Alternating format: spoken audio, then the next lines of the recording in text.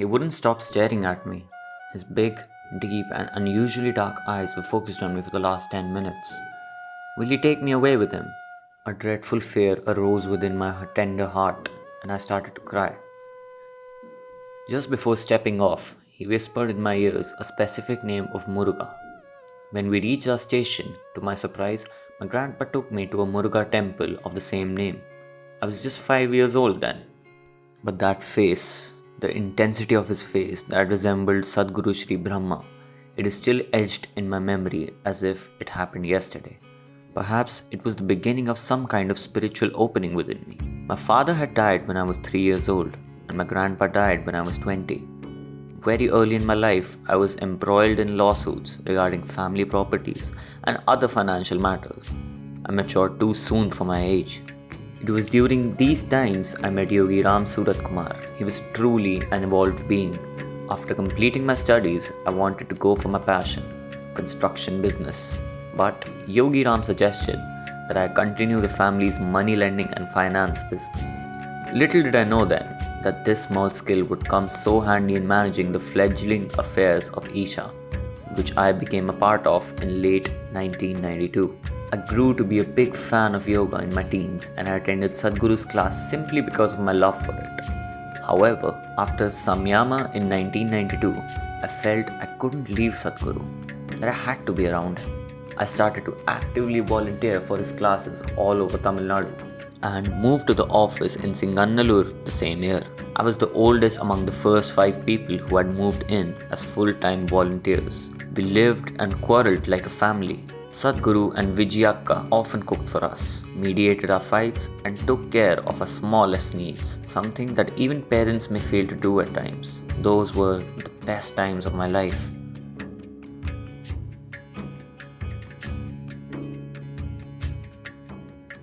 In February of 1993, Sadhguru had finalized the deal for the ashram. He visited many meditators' homes in Tamil Nadu to ask for donations to build the ashram. One time, I had the privilege to go with Sadhguru to Karur for this purpose. It was unbearable for me to see Sadhguru asking for donations. Many gave a lot and some gave a little, but Sadhguru bowed down to each of them with equal devotion. On 12th July of 1994, we were following Sadhguru's car on the way to the ashram for the wholeness program. After the first 30 days, Sadhguru split the wholeness participants into 2 groups. Sadhguru would spend most of his time with the teaching group, while we 7 were simply existing doing sadhana, gardening and small chores. After some time, we felt left out and broken-hearted to see that Sadhguru was not spending time with us. Please spend some time with us also, Sadhguru, I pleaded with him one day, on the verge of crying. Sadhguru looked at me very lovingly and came to meet us the next day. He sat on the leaning tree and we 7 sat around him. Just do whatever you are doing with love. Even when you are uprooting the weed Parthenium, do it with love, and I will take care of your sadhana and your enlightenment, Sadhguru told us in that meeting. At one point during the wholeness, Sadhguru asked the participants to discuss the norms that ashram residents should follow in the future. I was puzzled and alarmed by the rapidly lengthening list of these norms. It scared me totally. I followed Sadhguru that evening to his room. It was dark, and I remember he was carrying a torch. He stopped at his door. He looked at me, and I told him impulsively, "Jaggi, I don't want any rules." He flashed the torch in my face. You must have seen the tears in my eyes. He said gently, very gently, "Okay, no rules for you." Though today I follow all the norms of the ashram, just how tenderly Sadhguru addressed my childlike reaction makes that moment memorable for me. Soon after wholeness was over, we all became obsessed with supporting Sadhguru in consecrating Dhyanalinga. Those were days of intense activity and intense sadhana.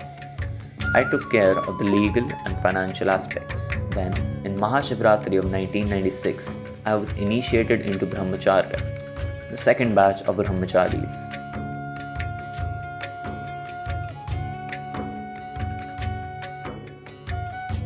In January 1997, Vijayakka's Mahasamadhi came as a bolt from the blue. I was particularly crestfallen. One, because I had a beautiful relationship with her, and she was my confidant. The things I couldn't talk to Sadguru, I shared with her. And two, that despite the number of times Sadguru and Vijayakka told me that this would happen well beforehand, I had never believed that it would actually happen. I felt like a total fool.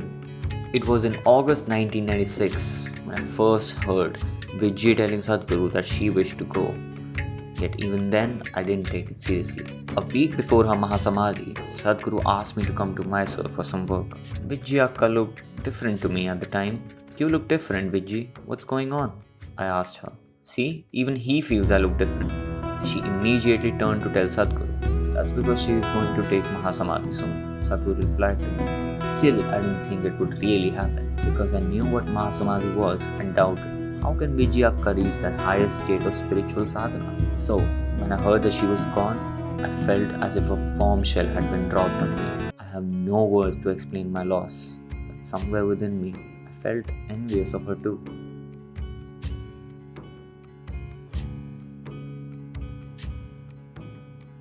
Though the loss was indescribable, I had no time to dwell on it. The Dhyanalinga consecration work kept us all occupied. Those were the most intense times of my life as a Brahmachari. 4 months after Vijayakka's Mahasamadhi, Sadguru asked me to make arrangements for about 400 meditators to go to a temple in Kudappa, Andhra Pradesh. He took all the Brahmacharis through a powerful process that night in the same mandapam where he had sat in his previous life to make the blueprint of Dhyanalinga. The process was immensely powerful. My arms started to move up and down in a strange way, and I found myself making loud sounds all night, similar to an elephant trumpet. I continued to drift into this state for the next few months during any powerful situation, and so my intensity took one more leap after that visit to the Kudappa temple.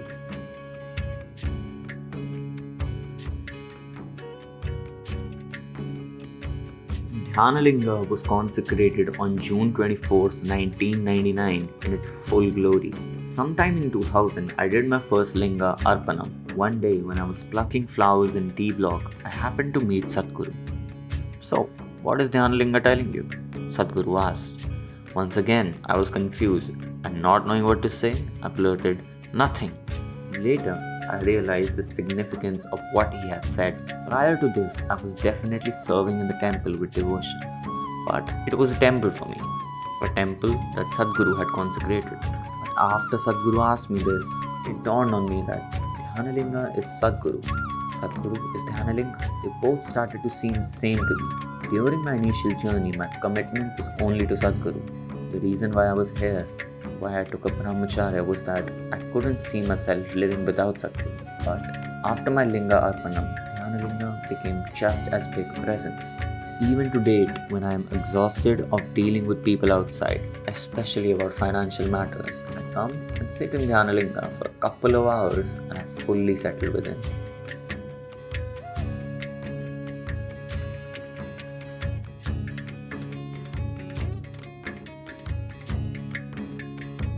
My life as a sadhaka matured tremendously when I was initiated into Sanyas. In 2003, during a brahmachari meet, Sadguru initiated 10 of us into Sanyas and changed our names to what we are called now. I didn't really understand at the time what it meant, but soon I saw something had fundamentally shifted within me. Many of my compulsions just dropped and I got totally established on my path. Since then, I feel within me that I am liberated, but I also know that I am not. I wish to share that I find people in the ashram truly wonderful. When I meet people outside, I see them entangled in so many trivial ways. Money, relationships, status, houses, cars, etc. But here it's not like this. We may be still struggling within our limitations that nature has wrapped us into, but we have consciously or unconsciously unknotted a whole lot of unnecessary bondages. This is a blessing for me to live among such people. Dhyanalinga, and of course, my Guru.